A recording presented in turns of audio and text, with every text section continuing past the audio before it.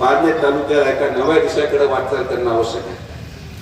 आज या गावामध्ये येत असताना मी कधी तो गाड्याचा ते मसे हा रस्ता हा गाडी उपोषणाला बसला होता. पण तो दाखवण्यासाठीच बसतो, त्याचं वजन इतकं कमी झालं नाही.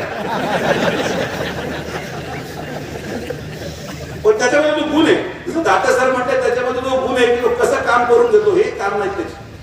आता आम्ही नेता आहे, मला वाटतं आता उपोषणाला बसताय, मी म्हटलं वाळा असेल, मी व्हिडिओ कॉल केला तर अजून सुद्धा कमी झाल्यावर.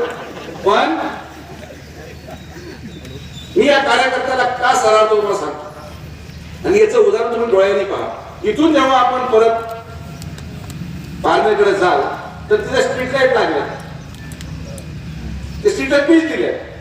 पण हा एकमेव पुढारी आहे या पारनेर तालुक्यामध्ये ज्यांनी स्ट्रीट लाईटवर फक्त माझाच फोटो लावला, दुसरा कोणाचाच फोटो नाही. याला मला मोठेपणा लागतो.